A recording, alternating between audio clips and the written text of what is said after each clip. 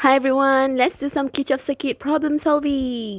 Okay, this question wants us to find I1, I2 and I3. Let's get to know the circuit first. We have 4 volt, 2 volt and 5 volt. This current I1 goes up, I2 goes down and I3 goes up. This resistor and that resistor belongs to I1. This resistor belongs to I2. This and that belong to I3. First step, we have 2 junctions, pick one. Circle it because we want to put 3 arrows inside this circle.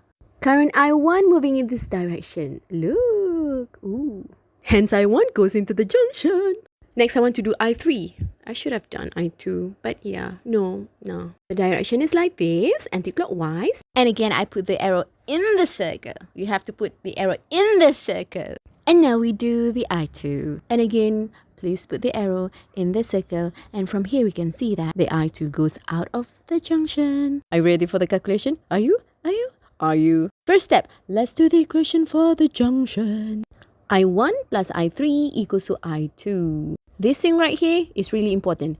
Really important, you have to write it down. Oh yeah, and then you rearrange, make sure that the one without the I goes to the other side, and we make it equation 1. Let's do the second equation. I choose this pink loop as my first loop and the direction I choose as clockwise. But why? Why would you do that? Well, because I1 and I2 are in that direction. So yeah, why not just follow? Okay, enough with the baby. Let's do the equation.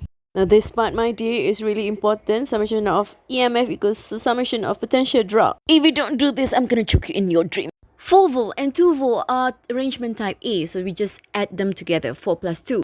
Since the current involved in loop 1 is I1 and I2, hence I1 times 2 plus 2. Those 2 plus 2 are the resistance that belongs to I1. It is plus because I1 and I2 are in the same direction. And do you know why I2 times 4? Yes, because 4 ohm belongs to I2. And there you have it, your equation 2. My second loop, my loop 2, is anti-clockwise. Why would you do that, my dear? Well, I just followed the direction of I3 and I2, ma'am. Again, batteries on one side, 5 plus 2, current and resistance on the other side. I believe at this point you are good already. You know why this plus that times that. There you go, your equation 3.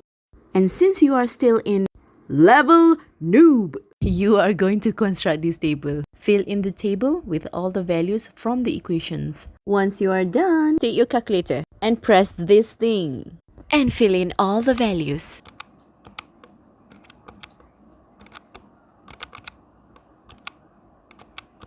Selamat menekan kalkulator semua.